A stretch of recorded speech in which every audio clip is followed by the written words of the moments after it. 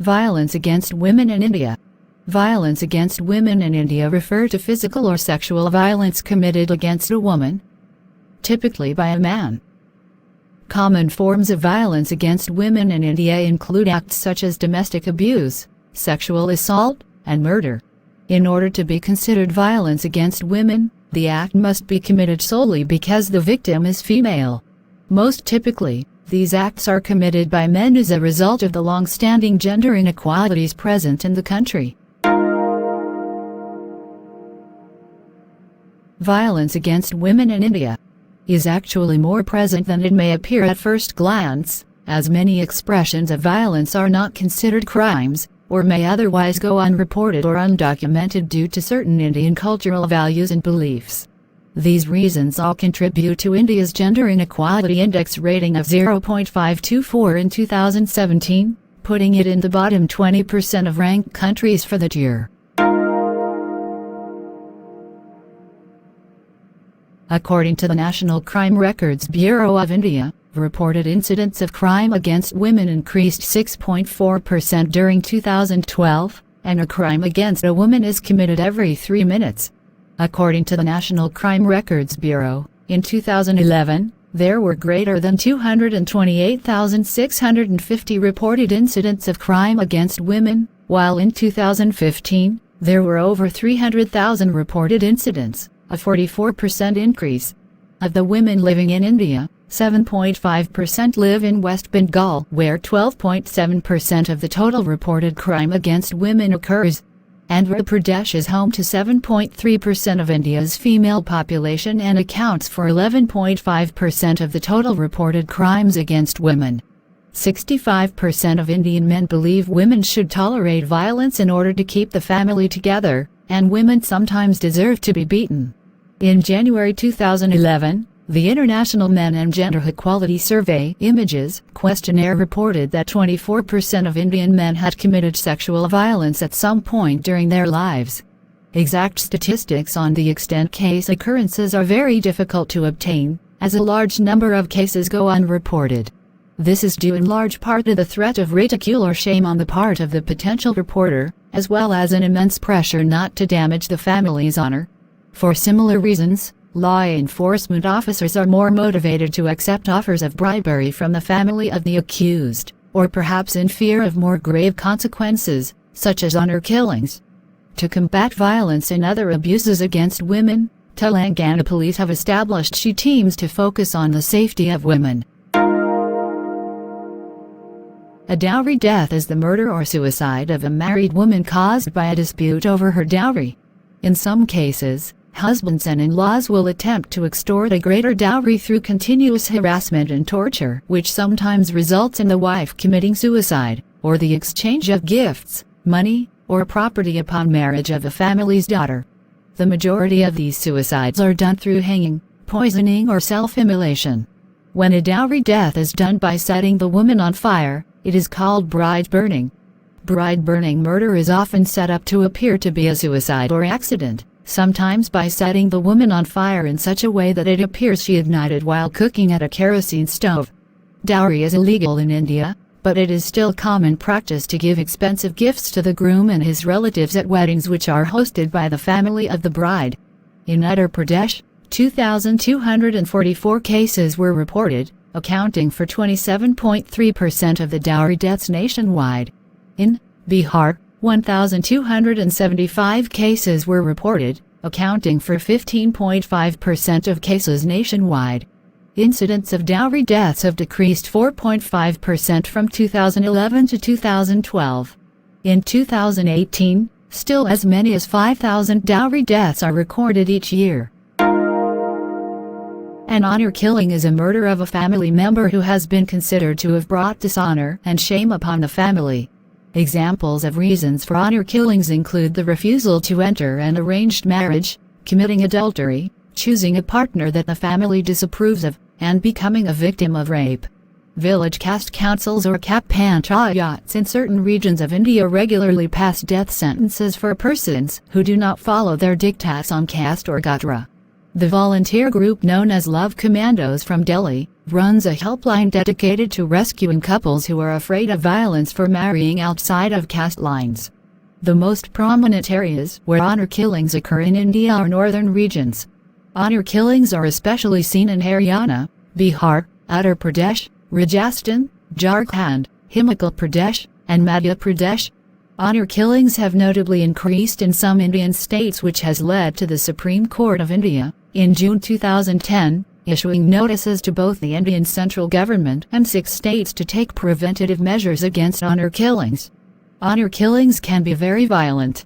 For example, in June 2012, a father decapitated his 20-year-old daughter with a sword upon hearing that she was dating a man who he did not approve of.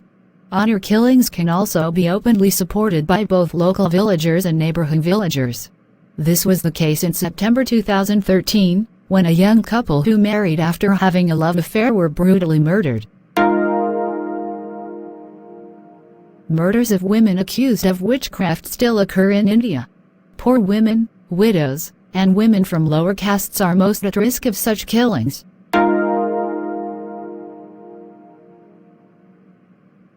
Female infanticide is the elective killing of a newborn female child or the termination of a female fetus through sex-selective abortion. In India, there is incentive to have a son, because they offer security to the family in old age and are able to conduct rituals for deceased parents and ancestors. In contrast, daughters are considered to be a social and economic burden. An example of this is dowry. The fear of not being able to pay an acceptable dowry and becoming socially ostracized can lead to female infanticide in poorer families. Modern medical technology has allowed for the sex of a child to be determined while the child is still a fetus. Once these modern prenatal diagnostic techniques determine the sex of the fetus, families then are able to decide if they would like to abort based on sex. One study found that 7,997 of 8,000 abortions were of female fetuses. The fetal sex determination and sex-selective abortion by medical professionals is now Rs 1,000 crore $244 million industry. The Preconception and Prenatal Diagnostic Techniques Act of 1994, PCPNDT Act 1994, was modified in 2003 in order to target medical professionals. The act has proven ineffective due to the lack of implementation. Sex-selective abortions have totaled approximately 4.2-12.1 million from 1980 to 2010. There was a greater increase in the number of sex-selective abortions in the 1990s than the 2000s. Poorer families are responsible for a higher proportion of abortions than wealthier families. Significantly more abortions occur in rural areas versus urban areas when the first child is female. India is considered to be one of the world's most dangerous countries for sexual violence against women. Rape is one of the most common crimes in India. Criminal Law Amendment Act 2013 defines rape as penile and non-penile penetration in bodily orifices of a woman by a man, without the consent of the woman. According to the National Crime Records Bureau, 1 woman is raped every 20 minutes in India. Incidents of reported rape increased 3% from 2011 to 2012. Incidents of reported incest rape increased 46.8% from 268 cases in 2011 to 392 cases in 2012. Despite its prevalence, rape accounted for 10.9% of reported cases of violence against women in 2016. Victims of rape are increasingly reporting their rapes and confronting the perpetrators. Women are becoming more independent and educated, which is increasing their likelihood to report their rape. Although rapes are becoming more frequently reported, many go unreported or have the complaint files withdrawn due to the perception of family honor being compromised. Women frequently do not receive justice for their rapes, because police often do not give a fair hearing, and/or medical evidence is often unrecorded, which makes it easy for offenders to get away with their crimes under the current laws. Increased attention in the media and awareness among both Indians and the outside world is both bringing attention to the issue of rape in India and helping empower women to report the crime. After international news reported the gang rape of a 23-year-old student on a moving bus that occurred in Delhi in December 2012, Delhi experienced a significant increase in reported rapes. The number of reported rapes nearly doubled from 143 reported in January-March 2012 to 359 during the 3 months after the rape. After the Delhi rape case, Indian media has committed to report each and every rape case. In India, marital rape is not a criminal offense. India is one of 50 countries that have not yet outlawed marital rape. 20% of Indian men admit to forcing their wives or partners to have sex.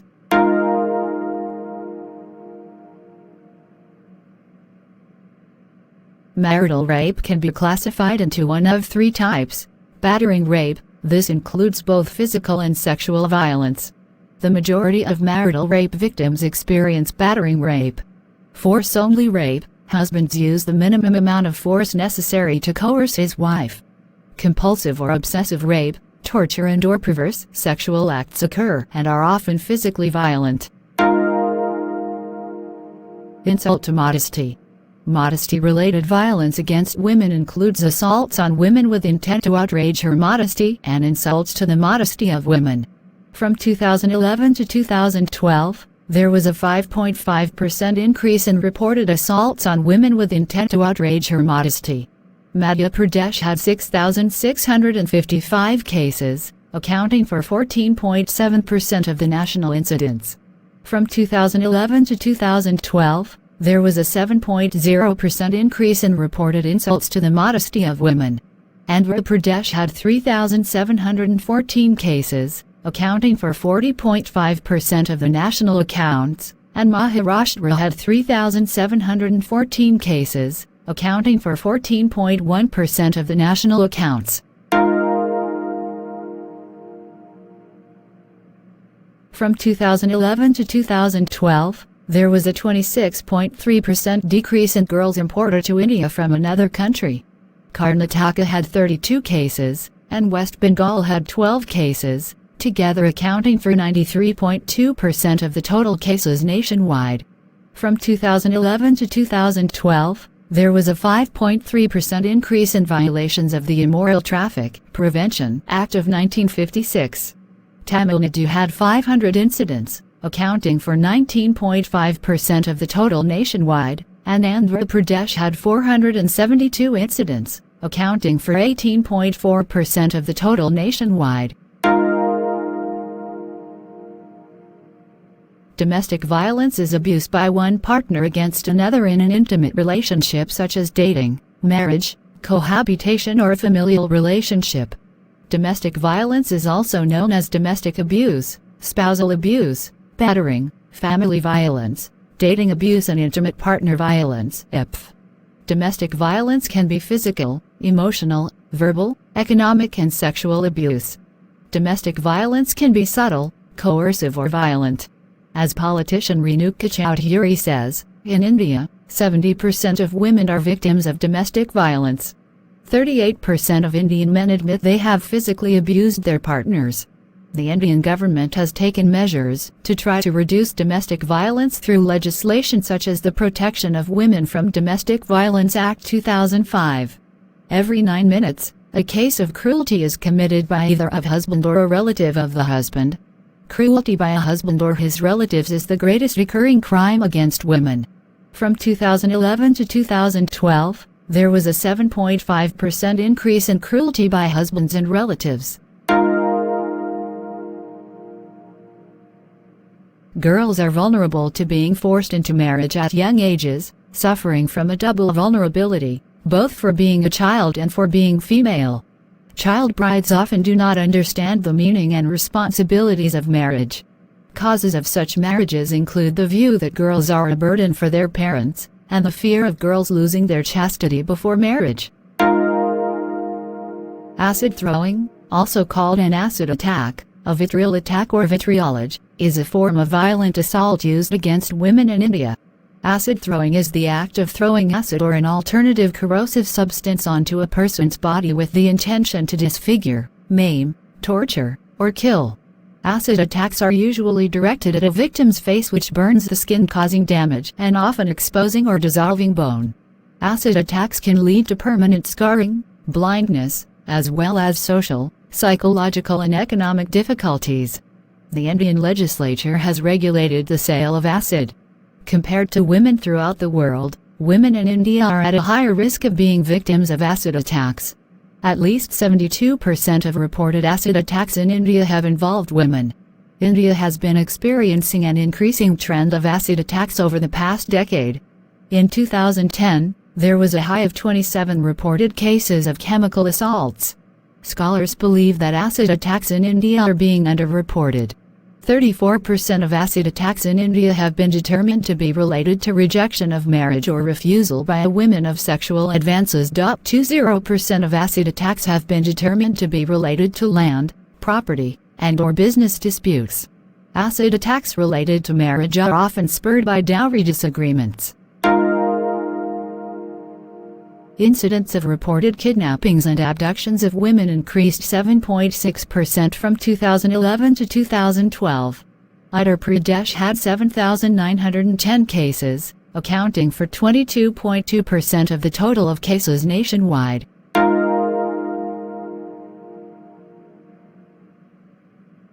Perpetuation of violence against women in India continues as a result of many systems of sexism and patriarchy in place within Indian culture. Beginning in early childhood, young girls are given less access to education than their male counterparts.